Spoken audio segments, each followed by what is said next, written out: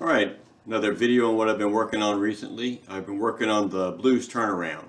So I was familiar with the blues turnaround from a rhythm perspective. So with the chords, with the typical 12-bar blues, you have 4 of your 1 chord. So if we're in the key of G, we'd have 4 of G, and 2 of the 4 chord, which is C,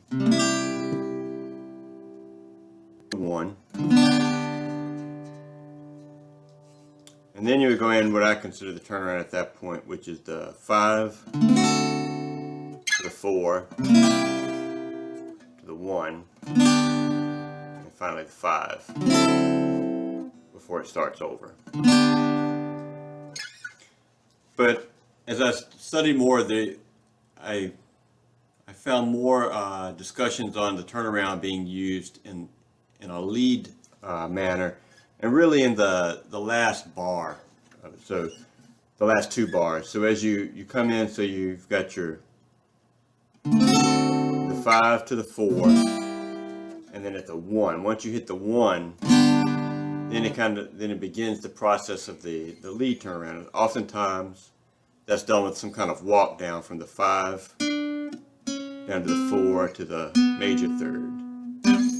So something like this. So once you hit that 1, then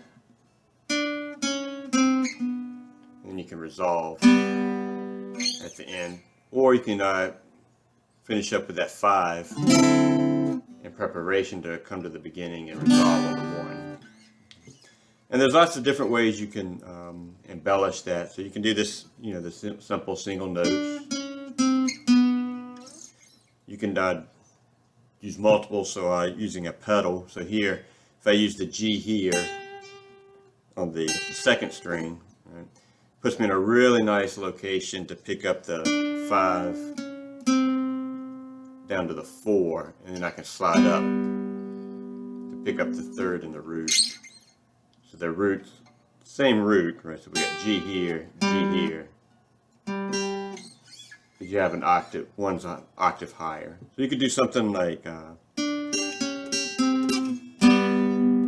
pick up the 5 chord. That's another thing that's common when I was learning about more about the turnaround, is to some kind of chromatic slide into that 5 chord, either from above or below. And it's another nice way to structure that turnaround is with triplets, especially if you've got this pedal, a pedal tone. So we've got G here. So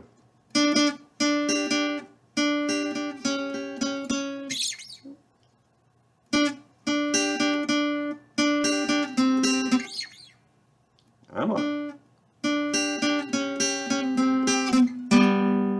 There we go.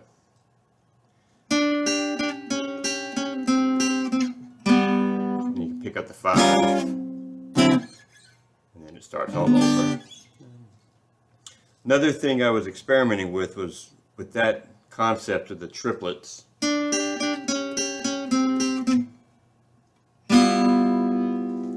Is this note here gives a lot of dissonance, and then you can resolve it to 1, or you can not as dissonant a sound.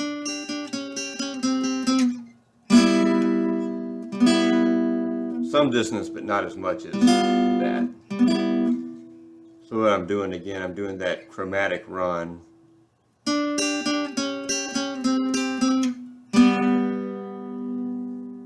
And adding a 3rd note, either, this would be the F note here, which is very, very dissonant, or the E, which has a nice sound to it. It preps you up for starting it over, but it's not as stark as that sound. This kind of depends on what sound you're trying to make. And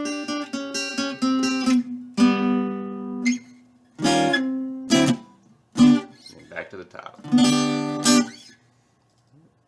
That's some of the things I've learned is studying the turnarounds.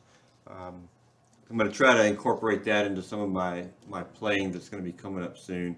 I also figured out what was wrong with my electric guitar setup. So it was, fortunately, something simple. So it's the cable. I didn't think guitar cables generally went bad, but my Fender cable appears to be the culprit. So very happy with that because it's much easier and less expensive to replace than the amp or the guitar, or to repair either of them. So very good news. I'll probably be posting a video later today playing some blues lead over a backing track using the electric guitar. So it'll be interesting to see how that turns out since I've been playing the acoustic exclusively for a month or more now. So I think that's good exercise. It strengthens your fingers and forces you to have good fingering to get the sound from the strings. But I think that I'll have to adjust a bit with the feedback that I'll get from the electric. So we'll see how that goes.